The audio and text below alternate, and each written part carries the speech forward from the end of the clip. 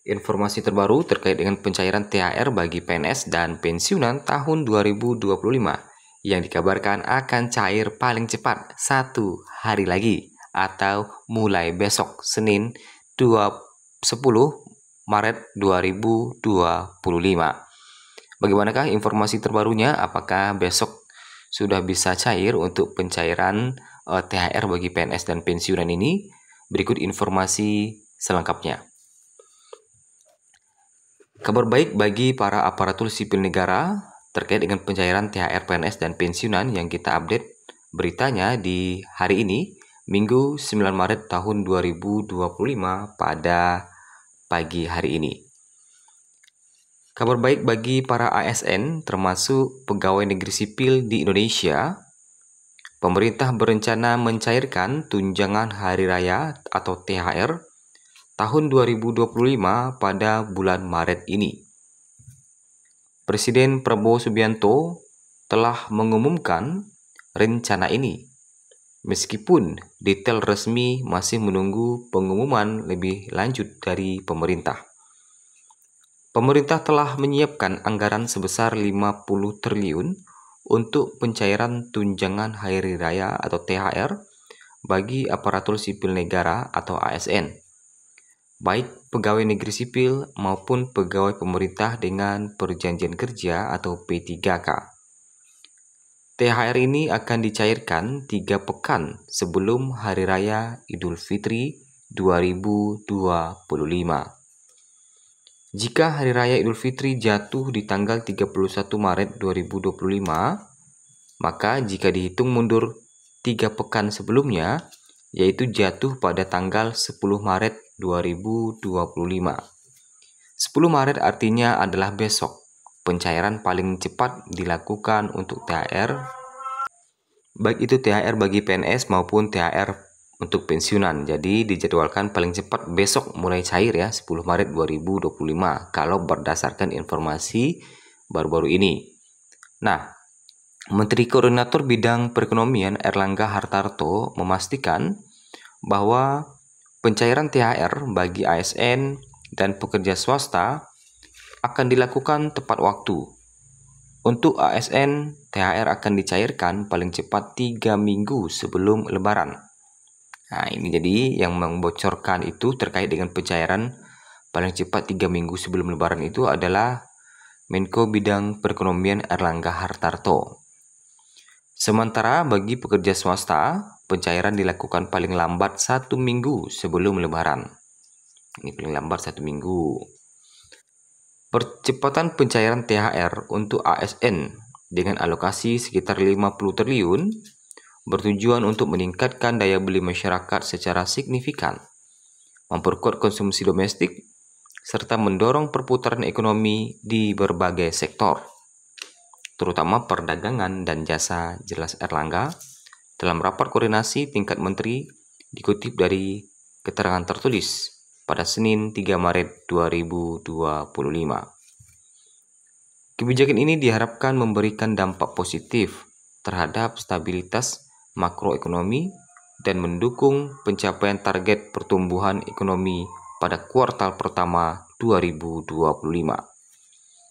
Pemerintah juga terus memastikan implementasi kebijakan strategis lainnya, termasuk penyaluran bantuan sosial atau bansos dan stimulus khusus untuk periode Ramadan dan Lebaran, guna menjaga momentum pertumbuhan ekonomi. Dengan berbagai langkah tersebut, pemerintah menargetkan pertumbuhan ekonomi sebesar 5,2% sebagaimana tercantum dalam APBN 2025. Sedangkan untuk karyawan swasta yang telah bekerja minimal 1 bulan berhak mendapatkan THR. Besaran THR dihitung proporsional berdasarkan masa kerja. Karyawan dengan masa kerja 12 bulan akan menerima THR penuh sebesar 1 bulan upah.